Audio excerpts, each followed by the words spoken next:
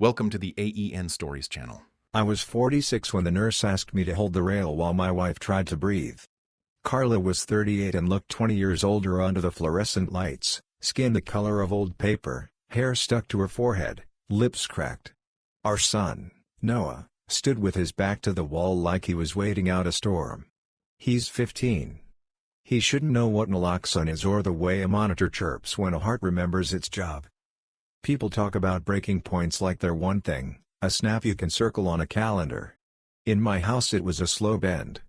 I'm a laborer, warehouses, road crews, whatever keeps the lights on, and I have the hands to prove it, nicked, dry, permanent grime around the nails no matter how you scrub. We had a simple life. Not easy. Simple. Rent on a small place with a porch that sags in the middle, a second-hand couch that eats quarters, a truck that starts when it's in the mood. Friday pizzas, church if nobody's working Sunday, a backyard grill that runs on propane and denial. Carla was always better with people than with numbers.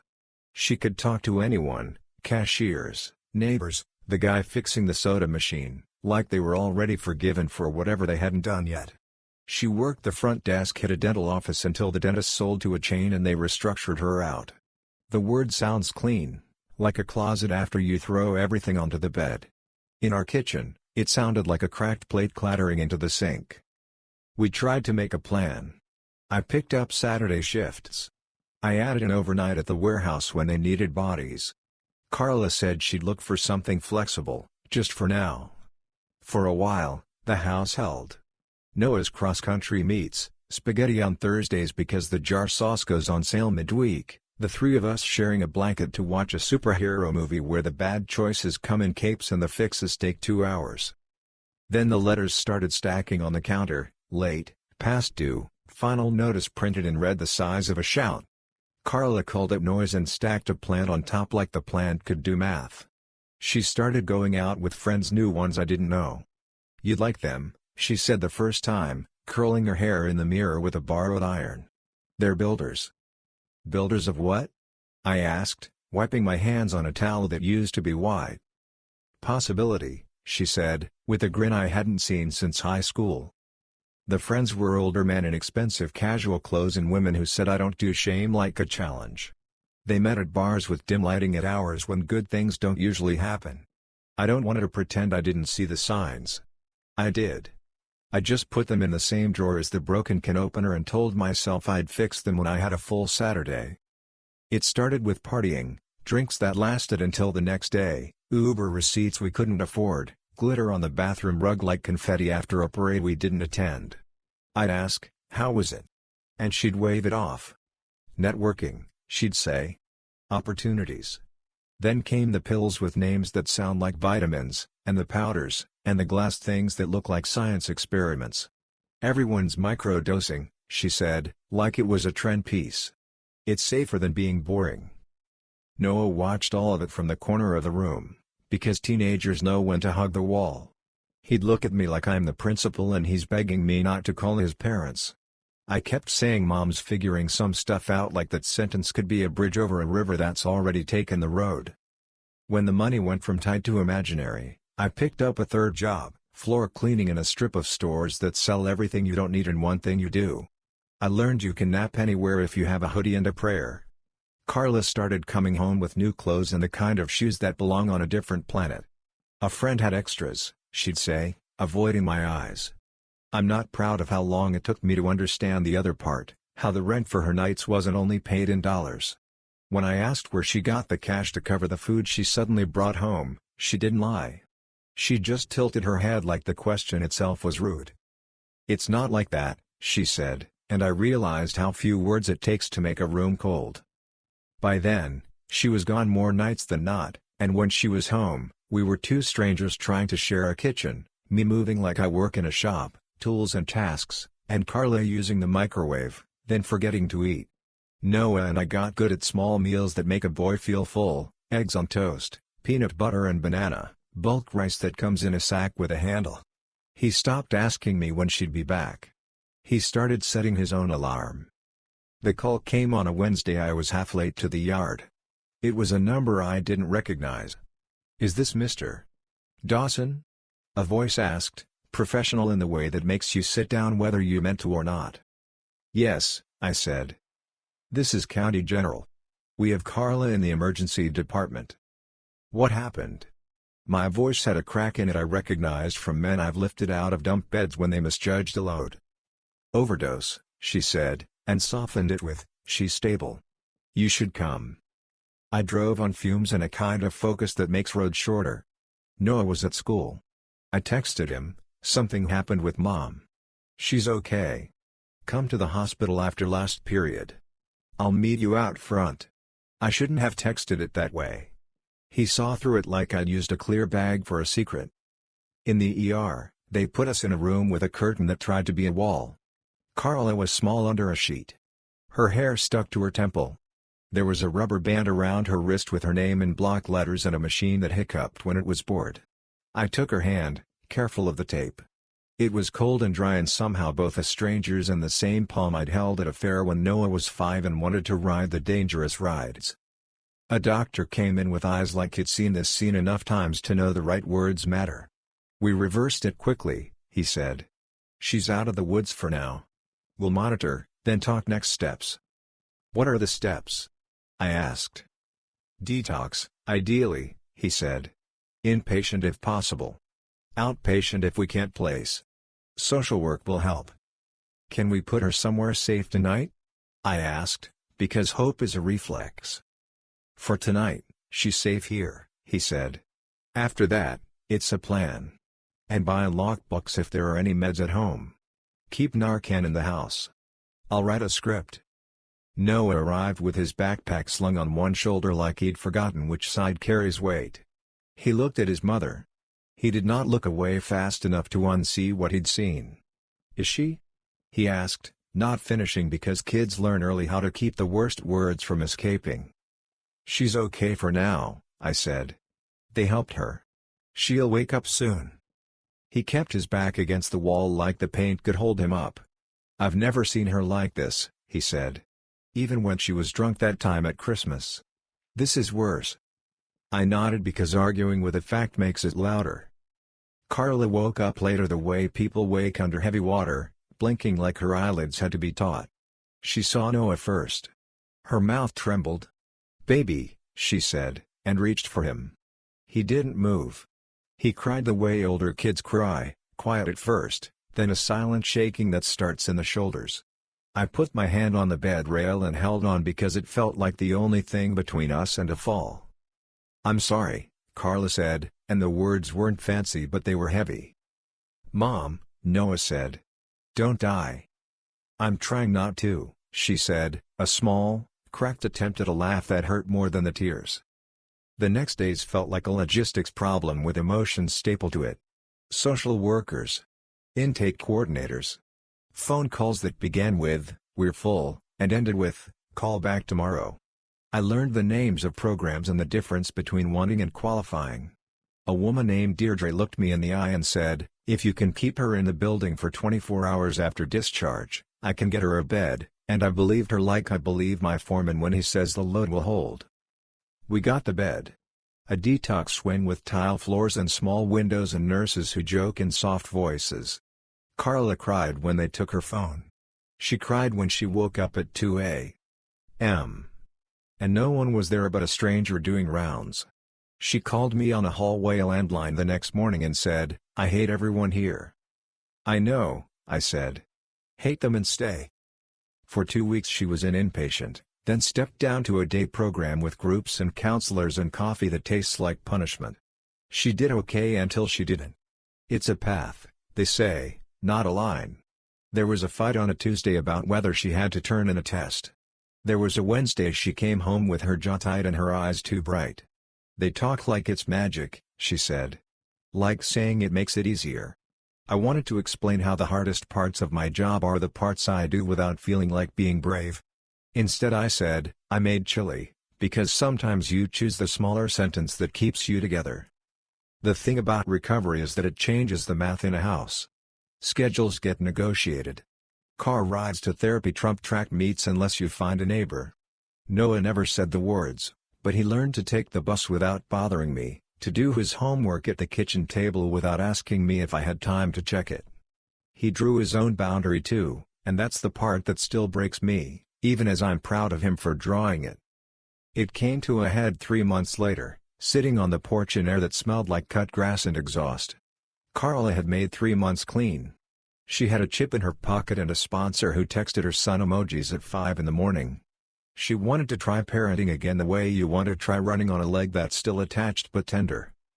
"Let him come back," she said, watching a car idle at the stop sign like it forgot where it was going. "Let him sleep in his own bed. I'll do curfew checks with you. I can do this." Noah was inside, laughing at a show he pretends isn't funny. I picked at a splinter in the railing because it was easier than picking at the truth. "We can try," I said. "But it's his choice too." She flinched like I'd thrown something. "He's 15, she said. "He needs his mom."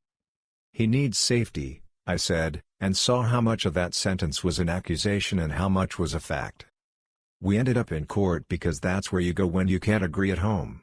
I never pictured my life including custody hearing as a calendar item, but I also didn't picture learning the hard way that grown adults can change and fail and try again like teenagers with car keys. The courtroom had tired carpet and a flag and a judge who looked like someone's grandmother and talked like someone's mechanic, direct, careful, practiced. We'd already done the temporary plan. Now the question was longer term. Carla's lawyer talked about progress and reunification. Mine talked about stability and school years. The judge wanted to hear from Noah. I asked if he had to. The judge said, he doesn't have to do anything. But he can, if he wants his voice in the record. Noah said he would. He wore the only shirt I own that looks like court, sleeves a little too long. The bailiff had him raise a hand. He did it without shaking. There's something about the way a kid says "I do" that rearranges your spine. "Do you want to tell me how you're doing?" the judge asked. "I'm okay," he said. He glanced over at us the way a diver looks at the water. "I love my mom," he started, steady, like he'd practiced in his head 100 times. "But when she was gone, she was gone. And when she was here, sometimes she was gone too." He swallowed. "I don't want to be scared at night. I don't want to wake up and not know if we got rent because something happened. I want to live with my dad." Carla covered her mouth and nodded. "That's the part I want to set down right." She didn't argue. She didn't perform. She nodded because whatever she wanted for herself had to be smaller than what he needed. The judge wrote notes. Then she said the words I'd been bracing against and for since the hospital.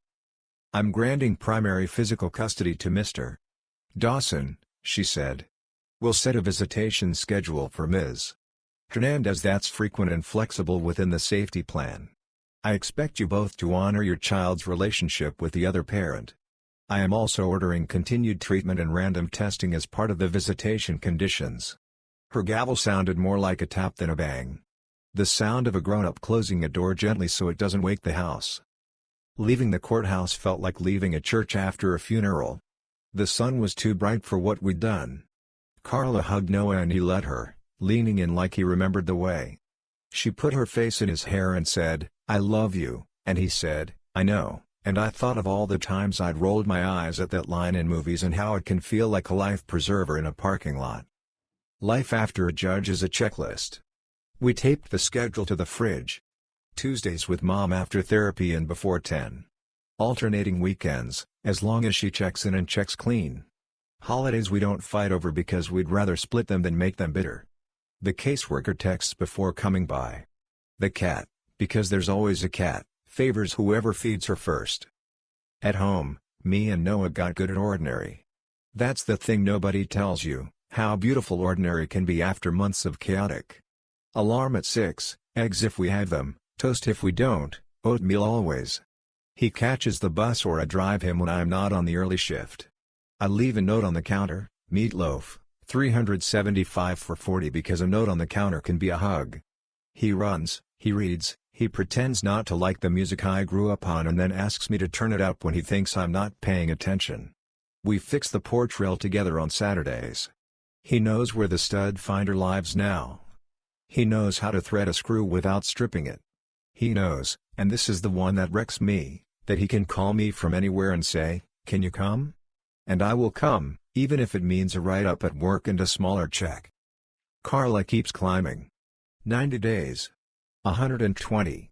Slips once, not into a hospital, thank God, just into a lie she tells herself until she hears it out loud and brings it to her sponsor like an overdue library book.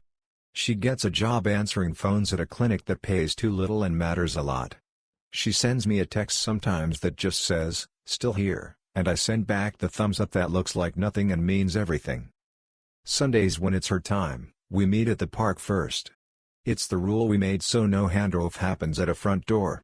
She brings a thermos of coffee because she knows I don't spend money on coffee to go. She and Noah kick a soccer ball around like it owes them something. I sit and watch and don't count the minutes because counting minutes turns love into a ledger. Noah comes back with grass stains. Carla tells him to wash his hands before they get ice cream. He rolls his eyes. It's the best thing I see all week. Some nights are still bad. Noah wakes and the house is too quiet and he has the memory of machines in a hospital room rolling around his skull. He comes into the kitchen and finds me at the table with my boots off and my shoulders hurting, and he sits and we don't talk because sometimes talking invites ghosts. We drink water and the fridge hums and the neighbor's dog barks at air and we outlast it. Other nights, I nod off in my chair and wake to a blanket over me and a sticky note on my chest that says we're good. N. What do you call success here? Not a ribbon or a plaque. Not a long speech under a chandelier. It's Noah standing in the doorway, backpack on both shoulders because he learned that evens the load, saying, "See you, Dad," and meaning see you not as a promise but as a fact. It's Carla texting, day 217, and Noah sending back a picture of his cross-country shoes with the caption, "Still running." It's a week where the fridge is full enough and the power bill is paid and the only red on the counter is a tomato. When I close my eyes on the couch at the end of a shift, I sometimes see that ER room, the way the curtain made a wall and didn't. I see Noah's face when he said, "Don't die." I see the judge's hands, careful with the papers. I see Carla on the porch, asking to try. And I see the three of us at the park, Sunday air full of cut grass and the cheap cologne of boys who think they're invisible, a soccer ball thudding against a toe, laughter that doesn't trip over a lie. I'm not a wise man. I lift things. I fix the things I can afford to fix and let the rest be ugly until payday. But I know this, love is mostly logistics, rides and reminders and showing up even when you're pissed off. It's also mercy, which is harder. It's letting a kid say, "I want to live with Dad," and not punishing him for telling the truth. It's letting a woman hold her son and not making a speech about choices in a parking lot. It's a lockbox in a cabinet and a Narcan kit above the fridge and numbers on the corkboard for people you call before it gets bad. We are okay. Today, that's not a small thing. It's the thing. Tomorrow, we'll make lunches and go to work and do the plan. Carla will text her sponsor before sunrise. Noah will pretend he's too cool to wave from the bus window and then wave anyway. I'll clock in and lift boxes that don't care what my life weighs. We will keep choosing the boring good over the exciting disaster. And if we're lucky, we'll go a long time without seeing that curtain again. Thank you for listening my story. If you want more raw, real, and gripping stories like this one, subscribe to the AEN Stories channel. Your support keeps these stories alive.